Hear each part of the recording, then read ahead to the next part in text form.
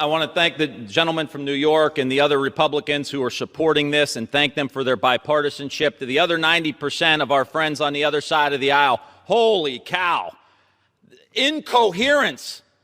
No idea what you're talking about. Benghazi, you guys chased the former Secretary of State all over the country, spent millions of dollars. We have people scaling the Capitol, hitting the Capitol Police with lead pipes across the head, and we can't get bipartisanship. What else has to happen in this country?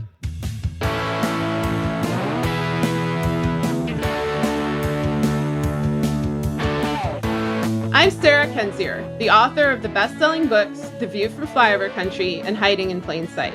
I'm Andrea Chalupa, a journalist and filmmaker, and the writer and producer of the journalistic thriller Mr. Jones. And this is Gaslit Nation, a podcast covering corruption in the United States and rising autocracy around the world. The opening clip you heard earlier was from Representative Tim Ryan of Ohio, one of the few Democrats showing the proper level of concern about the erosion of our democracy. It has now been over 4 months since the violent attempted coup on the Capitol, and we not only do not have an investigation, we not only still have Federalist Society member Christopher Wray, the head of the FBI, refusing to prosecute elite organizers, but we have a Democratic Party that has done nothing but surrender in advance. The Democrats are not merely surrendering to the GOP. I think their leadership would prefer you to see it that way, to cloak this as a bipartisan feud, but they are surrendering our country itself. They are surrendering democracy and the possibility of justice. They are surrendering the future of the United States. And this surrender, at least from the Democratic leadership, is intentional. They are running out the clock, just like Mueller did, just like Cy Vance is doing, just like the rest of Trump and his mafia syndicate's lackeys have done for decades. They are accomplices, and it is the American people who will pay the greatest price. Let me be clear. A failed coup is a dress rehearsal. A political party that stages a coup and blocks investigation, that is, the Republican Party, ultimately wants that coup to succeed. A political party that did not stage a coup, but does not assertively, quickly investigate and prosecute it, that would be the Democrats, also wants that coup to succeed. No officials who value democracy or the survival of this country would approach an attack on the Capitol with anything but the utmost urgency, unless their long-term goals match that of those who back the attempted coup. The stakes were made abundantly clear throughout Trump's presidency. We are not dealing in hypotheticals anymore. And yet the Democrats had to be dragged kicking and screaming to impeach, despite the worst onslaught of rampant criminality from the executive branch in our nation's history. The Democrats were then targeted for slaughter themselves by the mobs that Trump and his cohort instigated, with bombs placed outside the Capitol and insurrectionists calling for their death allowed inside. Yet once again, Pelosi had to be dragged to a second impeachment. And it basically only happened because of Jamie Raskin and others who had simply had enough. The impeachment committee then tried to bring witnesses at the second impeachment of individual one Donald Trump. And Pelosi destroyed that initiative, which was desperately needed too.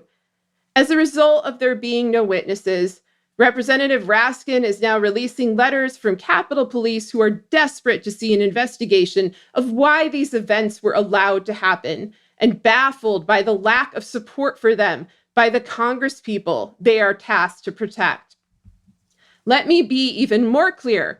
The only time to act is now, not in 2022.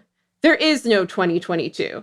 Since January, we've seen the Republicans dismantle voting rights, and in some GOP state legislatures pass laws that allow them to throw out votes on their whim. We've seen the Democrats, despite holding the House, the Senate, and the presidency, be unable to pass most policies, including voting rights acts, because they will not abolish the filibuster. And we've seen no meaningful effort by Chuck Schumer, Joe Biden, or other Democratic leaders to get Joe Manchin and Kyrsten Sinema in line. Biden fully acknowledges that the attack on January 6th was the most severe internal attack on the United States since the Civil War. But he and others are not behaving as if it is. And it's actions that count now, not words. After the Civil War, traitors, including 11 senators and 3 House representatives, were expelled from the legislature. The current Congress not only did not expel the seditionists in their midst, they asked them to supervise the crimes that they helped commit. In all of my studies of authoritarian regimes, I have never seen a case where a country attempted to memory hole a coup, but that's what's been happening for the past 4 months. I know there's a lot going on, what with the global plague and all, but there's simply no excuse for the endless demands of democratic leadership that the commission be, quote, bipartisan. Predictably, Republicans both rejected it and used that requirement as a wedge to water down the commission's investigatory capacity, and that now are using it for delay or denial. The refusal to rigorously investigate the coup mirrors the refusal to stop it in the first place. The January 6th seditious attack was not a spontaneous uprising of pro-Trump acolytes. This was an armed insurrection organized by some of the most powerful elites in the country, among them Roger Stone, Steve Bannon, and Michael Flynn. Their effort involved a massive, years-long propaganda operation in QAnon, and they recruited openly and heavily from pre-existing violent groups like the Proud Boys and the Oath Keepers. They announced the place and the date. They tweeted out hotel recommendations, and they made t-shirts commemorating the occasion. This was the easiest plot in the world to deter because it all happened in the open. And it was the easiest plot to document because it was aired on live TV and social media. An investigation did not need to be bipartisan. It could have begun with the Democrats on day one and could have initially consisted of daily, consistent briefings about what happened and what they've uncovered since. Instead, they've sought to run out the clock and let the GOP rewrite the narrative. And there's only one reason you do that. And that's if, for some reason, you want the second coup to succeed. And I have some theories as to why certain people, not all of the Democrats for sure, but certain people want that. But first, Andrea, what are your thoughts? Woo! Well, it's certainly a slippery slope we find ourselves in. And I want everyone to understand that the future has not yet been written. The themes we're talking about today, basically losing our sovereignty as a nation to a transnational crime syndicate, the world devolving into oligarch fiefdoms because of all this unchecked corruption spreading globally, the Republican Party and the Kremlin being united in values because they're both just so brazen in how low they go to undermine ruthlessly their enemies and enrich themselves and come to power, stay in power, and avoid accountability. There's a reason why Republicans and the Kremlin are so linked now today, because they see the world the same way and they see human life the same way, which is the shit they grow their money in, as one person put it to me in Ukraine many years ago. So as demoralizing as these themes today may be and the threats we're up against, I want to assure people that we can and must still fight for the future. None of this is inevitable that we're up against. It is a threat that we can chip away at. And the way we're going to win is by being relentless and seeing ourselves as marathon runners for democracy. We just chip away, and we outlast them. And we grow in numbers so great that they simply cannot get rid of us. And we're everywhere they turn. And through the phone calls and the texts and the protests and the communities that we organize and fortify, we're going to be living inside their minds rent-free, and they cannot get rid of us. And whatever dystopian tech they try to invent to try to get inside our minds, we're going to be comfortably entrenched in theirs. And that is the whole name of the game. So I want to tell everybody right now listening, please own your power, accept your power, because we need everybody to recognize how powerful they are and how needed they are right now in this moment in history, and do what you can to support the groups that are going to make a difference in 2022 and 2024. Do that now. You can go to the Gaslit Nation Action Guide and set up automated donations to any of those groups listed there. And those groups need your money now in the spring of 2021 in order for it to make a really big difference in 2022. People who are going back to brunch as though we've survived the worst and are choosing to go back into the matrix and live under the illusion that everything's suddenly now fine because the pandemic might be coming to an end and people getting vaccines and Biden as president. Those are our worst enemies right now. Do not become one of those people, because there is no comfort when you have the threat of rising authoritarianism backed by mafia states and growing global corruption that literally takes away your sovereignty, literally takes away your vote and your voice, and is now at the point of kidnapping dissidents on flights between the EU nations. So that's where we are now. So recognize your power, own it, go to the Gaslit Nation Action Guide. We've had to remind people that exists so many times. I'm just thinking of the constant barrage of like, well, what do we do? Which, if you genuinely don't know is fine. But we've had a few dishonest brokers on that one. Oh yeah, Gaslit Nation is snorting caffeine. it's like that plunge in ice cold water that's really good for your health, they say. It's like that. And it's good for you. And Sarah and I do it anyway because we're just wired that way, right? There's an entire contingent of the Democratic Party that I actually think is fairly small, but is overrepresented on social media, that is literally against the idea of people doing anything or officials doing anything, or just the idea that things can be done and must be done. Look, they'll call you, for example, a do something Democrat. A do something Democrat is a Democrat who believes that public servants should serve the public, that we live in a society in which we're mutually interlinked. And so when there's corruption at the top, it filters down to the bottom. And when vulnerable people are getting hurt at the bottom, people on the top who are our elected officials, who we pay with our tax money, have an obligation to stop that pain. They are completely against this. They are only interested in personality cults, in bowing down in weird ways to various elected officials, smearing and tarring others. It's gross. And I don't think it's representative of the general American public. I actually think most people are rightfully freaked out right now, 4 months into the Biden administration, because they see a pattern. It's not like it's just Biden or something. It's like you see Merrick Garland refusing to release the full memo on Trump and obstruction of justice and Bill Barr's role. You see him protecting Bill Barr. And of course, Bill Barr protected Mueller and Mueller protected Trump. So you have this long train of that. You see Janet Yellen refusing to release Trump's tax returns to Congress, even though she's legally obligated to do so. You see, of course, what I just described with Christopher Wray refusing to investigate elites like Stone and Flynn and going after low-hanging fruit.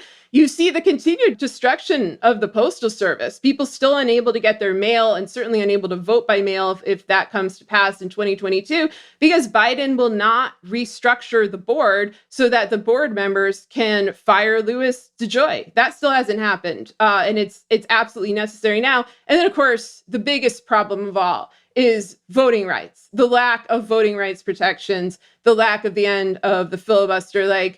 These are things that we have every right to be gravely concerned about. And we've described in many other shows how they influence problems we haven't even gone into here. Like, what are we going to do about climate change and so forth? But anyway, that's just, I'm just breaking it because I'm so sick of the idea of doing something, the idea of caring about something being portrayed as a negative quality that you need to suppress. They want automatons. I think that's what the leadership of the Democratic Party wants, and that's what certain fundraisers want.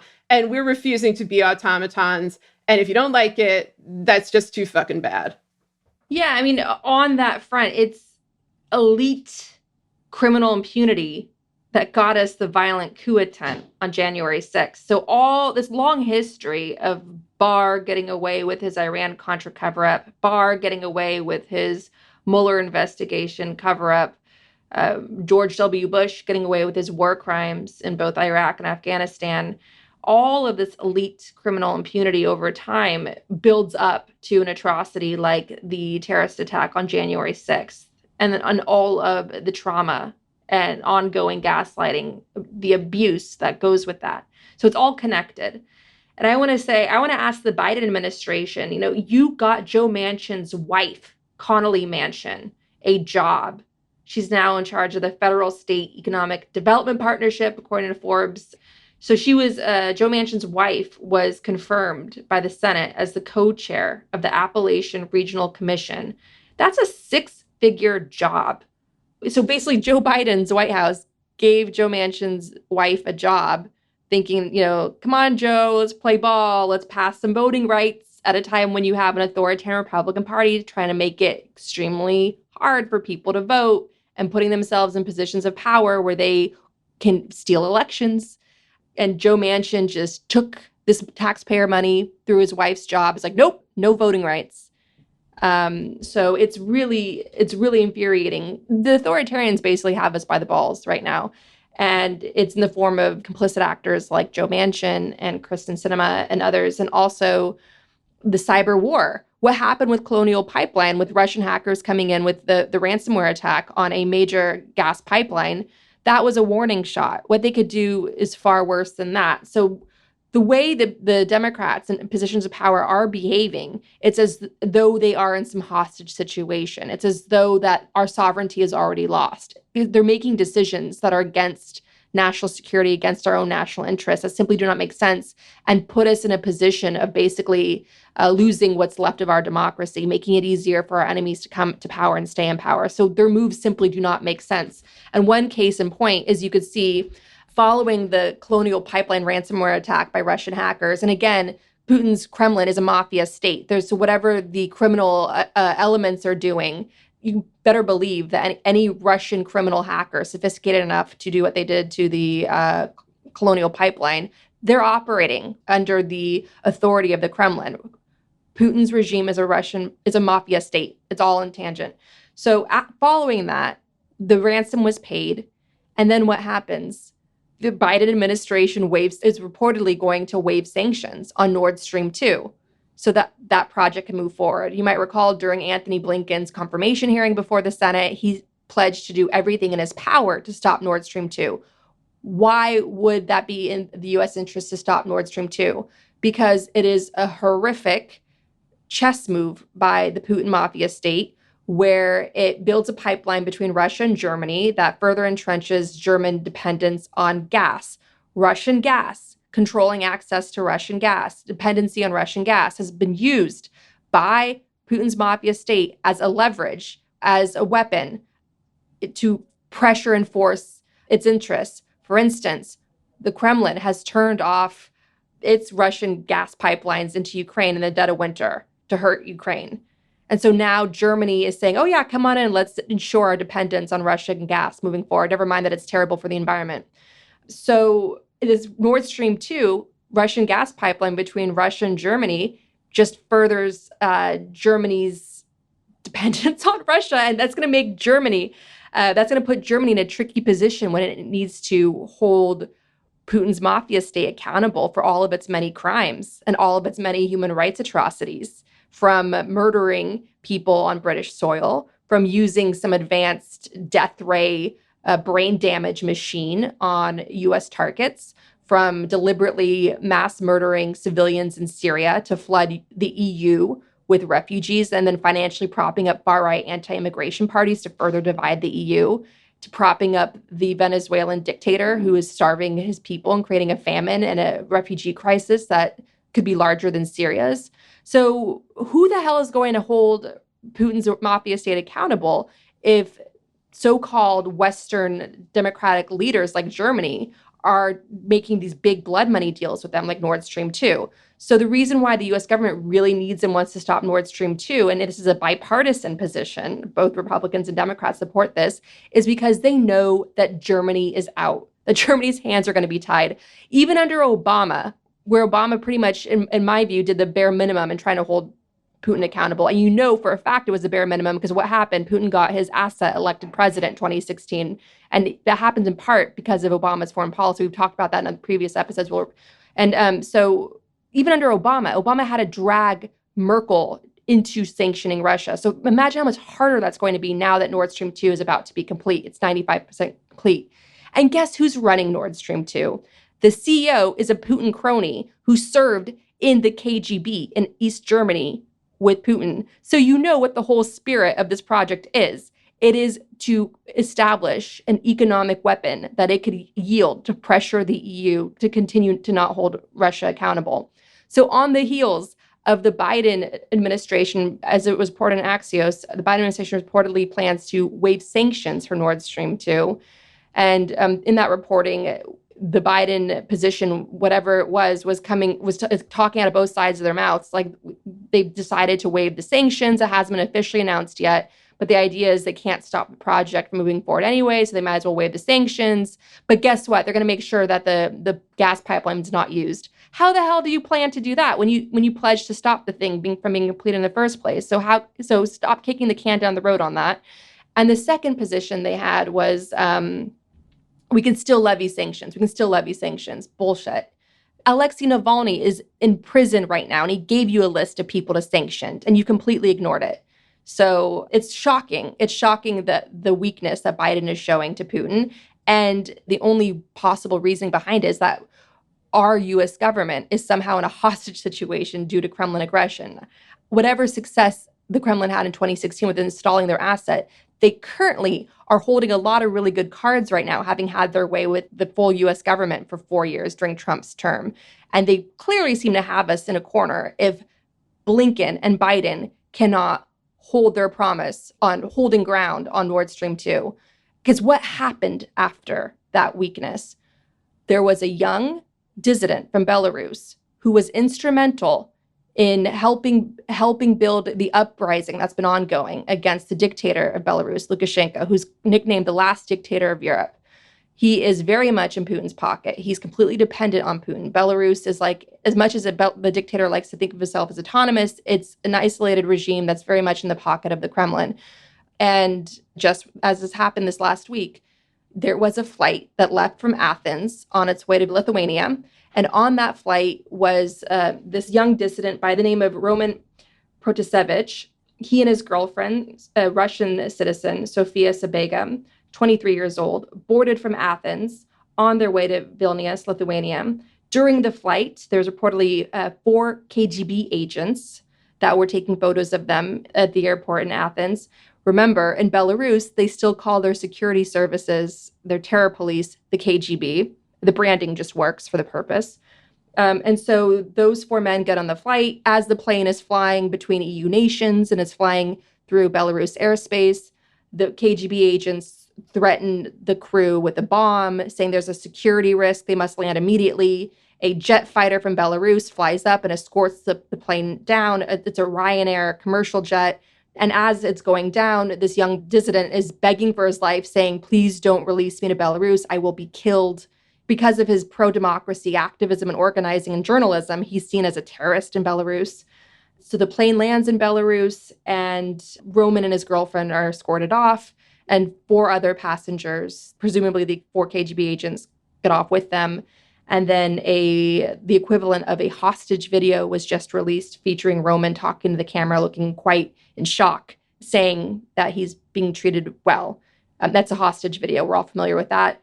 This event was, of course, shocking. It's another example of what happened with the murdering Crown Prince, MBS, in Saudi Arabia, where he hacked a Washington Post writer, Jamal Khashoggi, who was in Turkey, was in Istanbul, and just popped into a Saudi embassy with his fiance waiting in the car.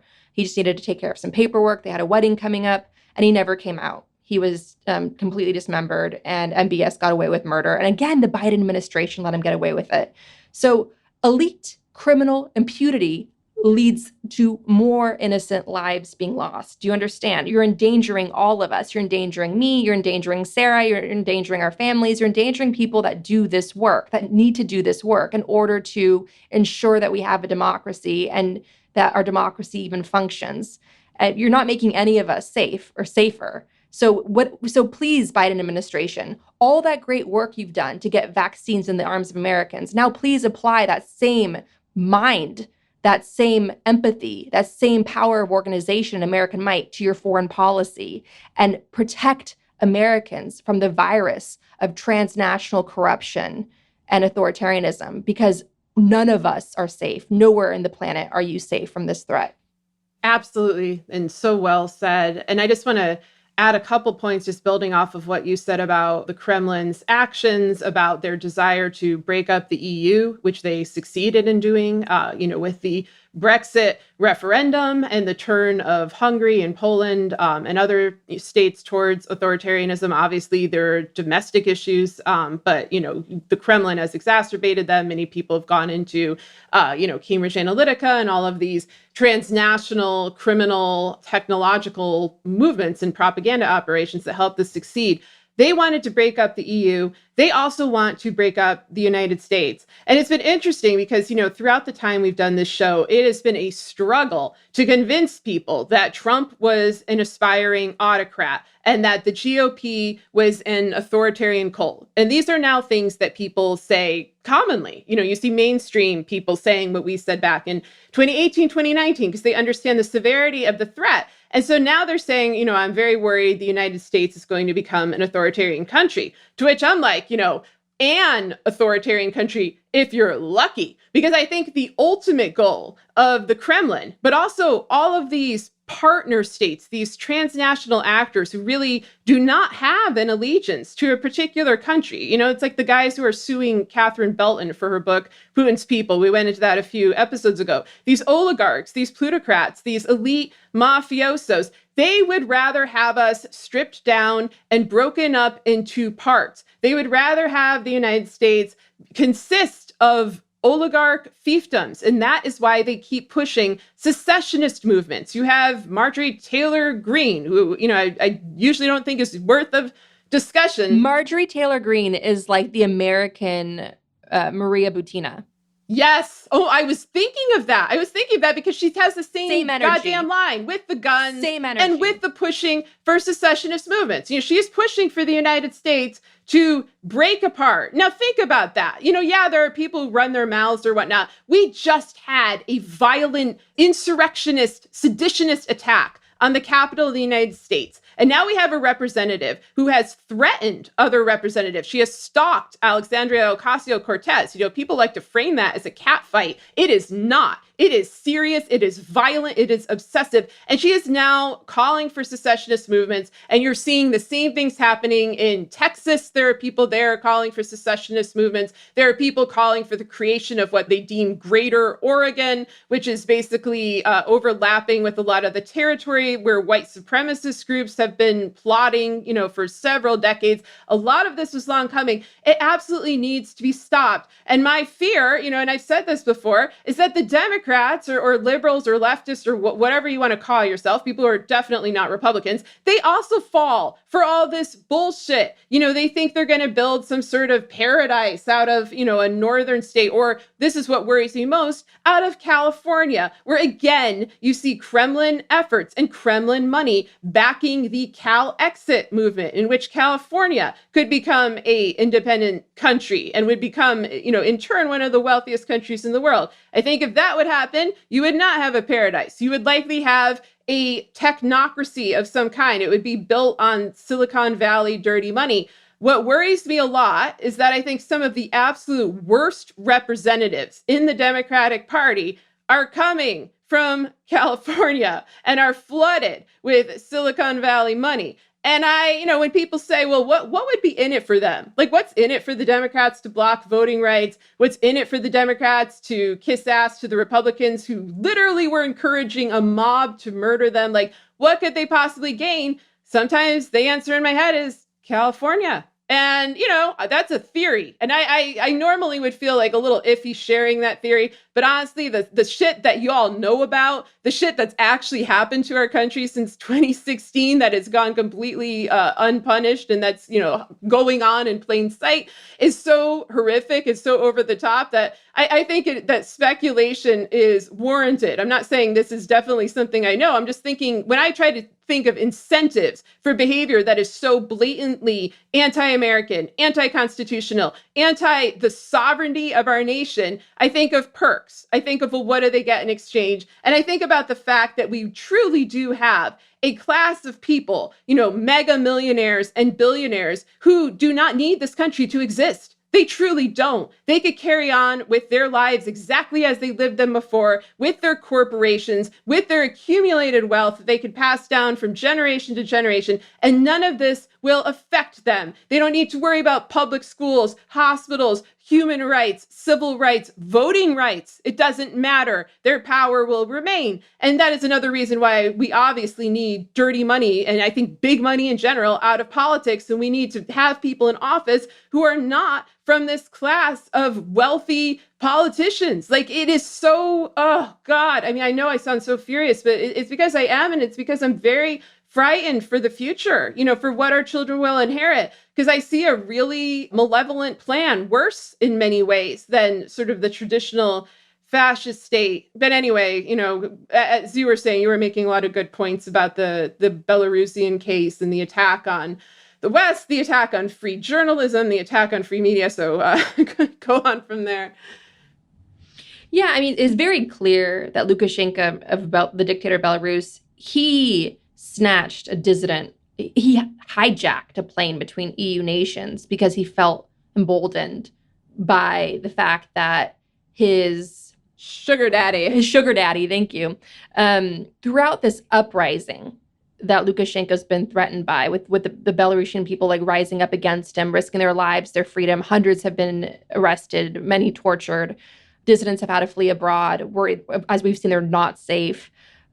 So Lukashenko's been turning a lot to Putin for help. The Russians have been ramping up their support because they need to keep Belarus a hostage state, because they leverage their hostage states to show their geopolitical might and unity is power, and having a Eurasian Union to counter the European Union. That's this terrorism that they could leverage as a threat against democratic states, so they could avoid accountability and stay in power and be staggeringly wealthy. Putin is estimated to be, by Bill Browder, somebody that we're going to have on the show, as the wealthiest man on earth. And that's certainly true when you factor in all the extraordinarily wealthy oligarchs he controls. So Lukashenko has been on Putin's lap, crying for help, begging for help, hiding behind Putin. And Putin's been sending in his agents to Belarus, and including propagandists, to try to spin the narrative and all of it. And so it's hard to believe that Putin wasn't in Lukashenko's ear, just saying, go ahead and do this. Why don't you do something really badass, like grab your dissident off that EU flight? And that's what he did. And Putin, of course, would feel emboldened by that, because he got a slap on the wrist. I mean, yeah, Biden's sanctions package was quite sweeping. It was comprehensive, but it stopped short. Again, Alexei Navalny said, here's a convenient little list for you on oligarchs that you need to please sanction, Biden. And Biden did not follow that list. And that sends a message of weakness to Putin, and that emboldens Putin. And then the other thing that is a national crisis is the Republican Party itself. Putin, who has literally studied our way of life, the way we think. They had those Russians in the troll farm watching House of Cards and consuming other American culture to try to get into our heads when they would pump out all these bots.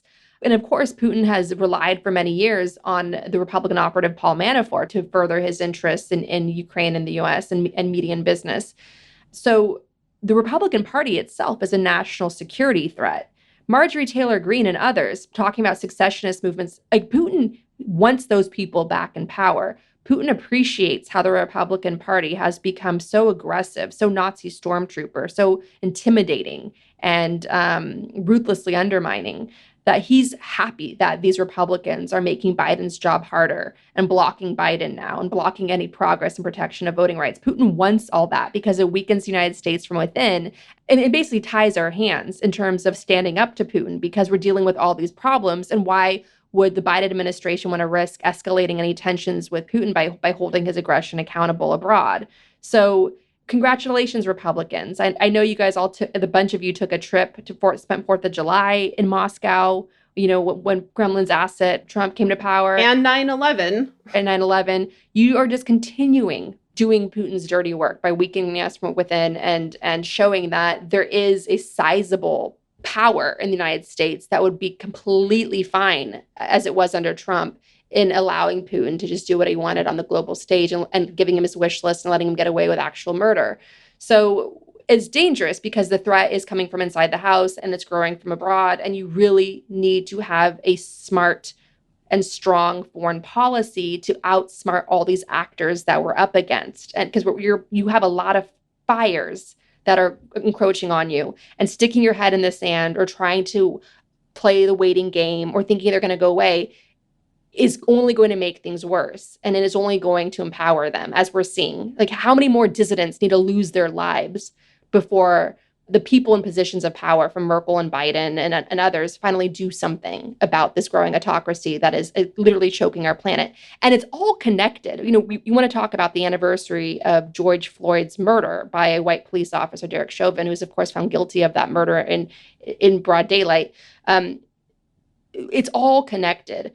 Putin's regime of autocracy represents a strangling of the planet through pollution. It's an oil-based economy. It's a gas station dictatorship, like so many that are polluting this planet with actual oil and human rights abuses.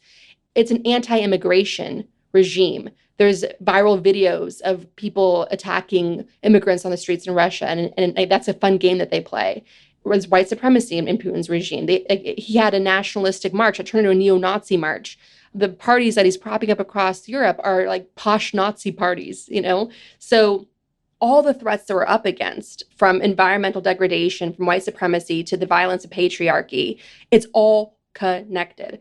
And the one big weapon of our time to use against it is calling out corruption and fighting corruption and taking on corruption. Because when you do that, you make the world safer for greater racial and gender equity and the environment as a whole. So understand, if Biden wants to get serious about his climate goals, you need to take on the gas station dictatorships. If Biden wants to honor George Floyd and his family and all those who remain vulnerable under white supremacy violence, then you need to take on xenophobic regimes and hold them accountable and challenge your allies across the pond and the EU to do the same. Because none of us are safe with these authoritarians emboldened by inaction by the West.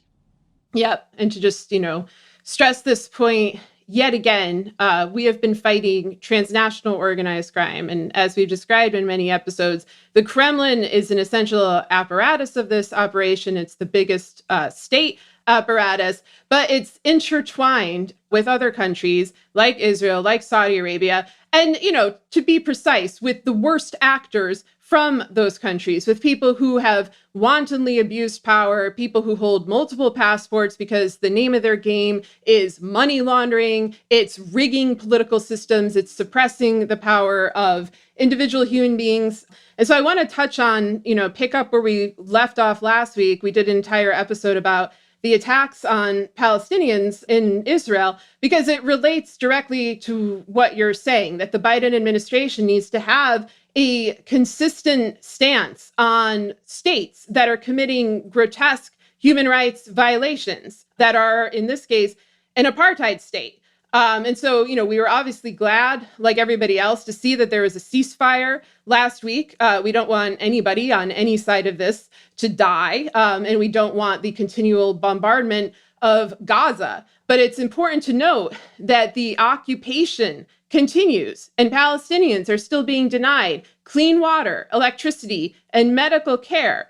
Israeli police and military forces have gone on a rampage inside Israel since the ceasefire and have beaten and arrested Palestinians, including, once again, children. Among the people they arrested was a 10-year-old boy who they released after his younger sister was wailing hysterically. And so, as we noted last week, this iteration of the ongoing conflict began with the forced eviction of Palestinians from their homes by Jewish settlers and with violence against Palestinians praying in Al-Aqsa Mosque. And both of those things are continuing. This conflict did not start with Hamas launching rockets at Israel.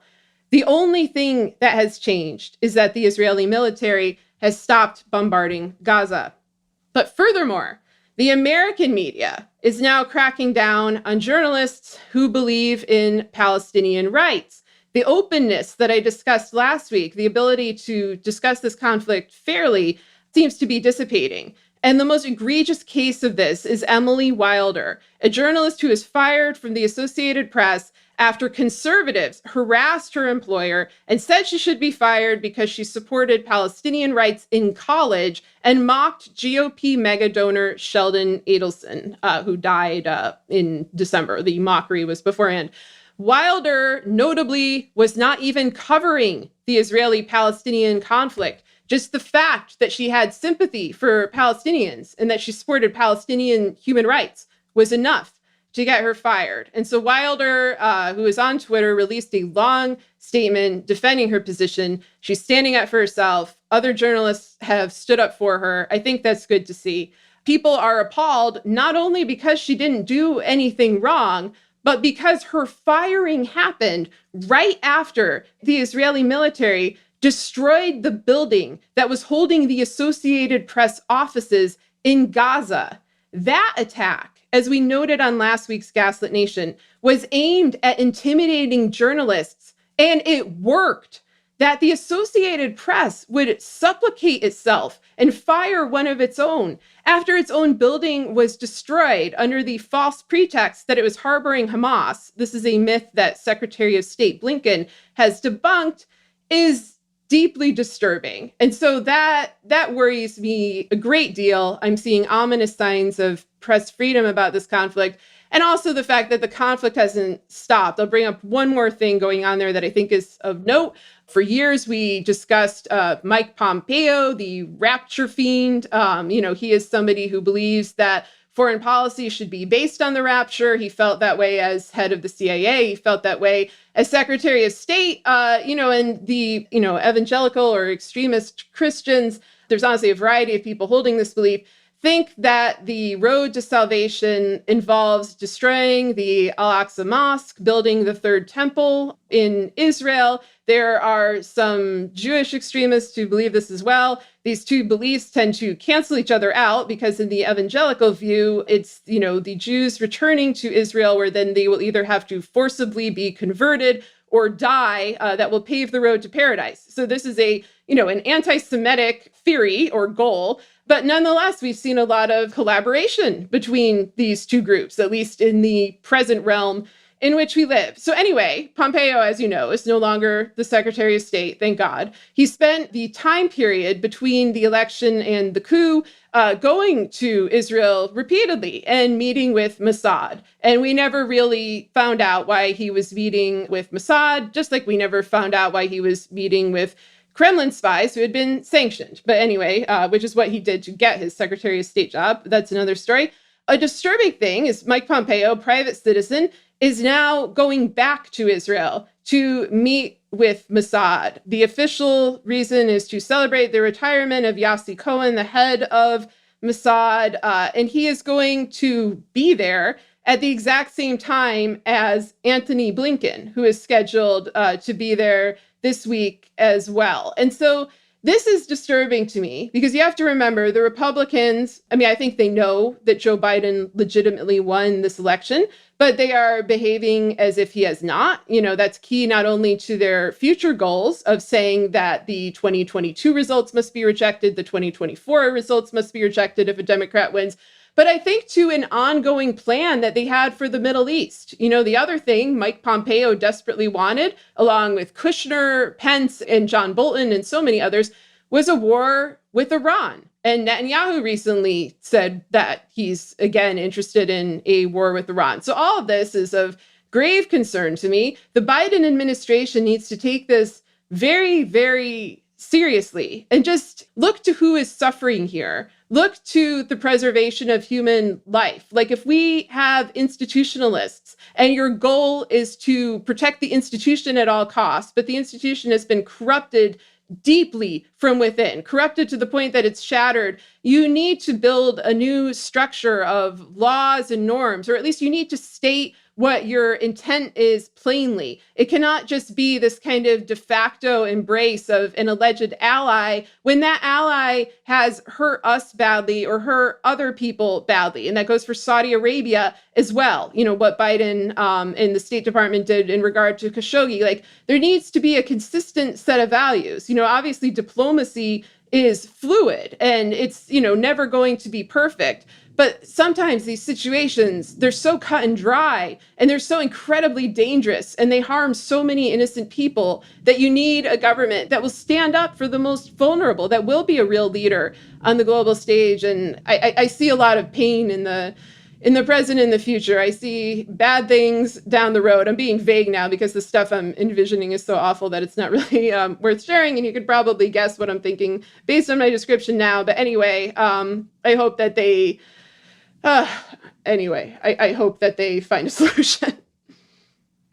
Absolutely. And the news was just announced while we were taping this show that Putin and Biden will meet in June 16th. God. Dear President Biden, we refer you to every single episode of Gaslit Nation for your notes in preparation of that meeting with mass murderer, xenophobic mafia state henchman Putin. I want to close out this show as a warning to Biden and anybody that works in any position of power, and to every single person listening, to please be motivated to get involved in where you live. If you are represented by idiots in power who are just making things worse, take their jobs. The solution to what we're up against is to flood the system with good, empathetic, science-driven people. The men and women on the front lines of fighting for democracy in Belarus and Russia, that's their arena. They're running for positions of power and they're losing their lives. They're being thrown in prison. They're being harassed for it. We're not there yet in the US. You're not there yet in the UK and Canada and elsewhere and EU nations. So fight like hell wherever you live. Be involved locally where you live. Build a community, fortify a community. Even running for office is an act of power and defiance. And it shines a light out in the world and it draws other lights to you, and your light together becomes stronger. So understand, we all have a lot of power in our hands. And that's why Sarah and I keep doing this show, because we're standing in our truth, we're standing in our power, and they hate it. So I'm going to end... we're going to end this episode with reading an excerpt from a great article from Edward Lucas in the Times. It's a must-read piece, and I'm reading from it because some people complained when I shared it on Twitter that it had a paywall. Ed Lucas is a longtime Russia watcher. He faced his own pressures by being very early on the issue of Russian oligarch blood money, turning London into Londongrad and the dire outcomes he predicted for that. And now in this new piece, he's warning what we're up against. Every single nation on this earth faces losing its sovereignty due to the growing threat of transnational crime, corruption, authoritarianism. It's all the same thing. It's all connected. So I'm going to read from this piece now, and we'll link to it in our show notes if you're able to access it. It may be too late, but democracies are at last beginning to get to grips with the threat posed by kleptocracies, criminal regimes that loot their own countries and subvert ours. The U.S. has a new law on the seemingly obvious requirement that company registration should list real, quote, beneficial owners. Many countries have introduced Magnitsky sanctions, which target foreigners involved in theft and thuggery. Our efforts so far merely scratch the surface. Kleptocrats have all the resources of a state on their side. They can run disinformation campaigns to demoralize Western societies. They hire the best lobbyists and bribe decision makers. They use cyber espionage tools to snoop on whistleblowers, anti-corruption campaigners, and investigative journalists.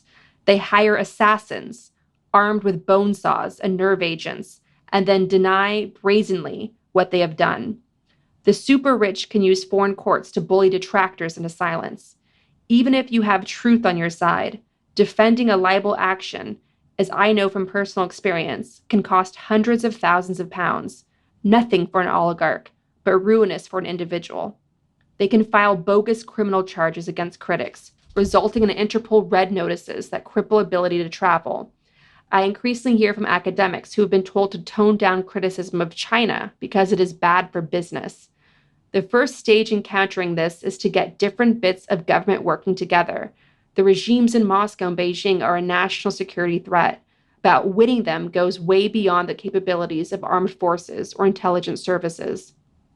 Other kleptocracies are supposedly allies. Hello, Saudi Arabia. Reputation laundering camouflages their activities. We need close-knit teams of detectives, prosecutors, financial supervisors, cyber sleuths, and other officials with the skills and clout to deal with the slippery super rich. The stakes could not be higher. Who runs the world? Governments elected by voters and controlled by law, or people whose ill-gotten wealth, automatically turns into ill-used power. So far, our enemies are winning.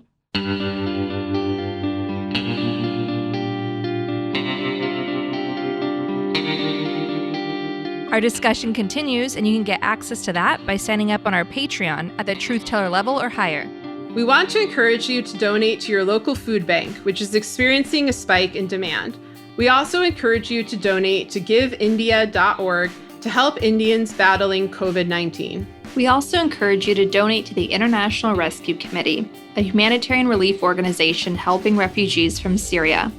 Donate at rescue.org.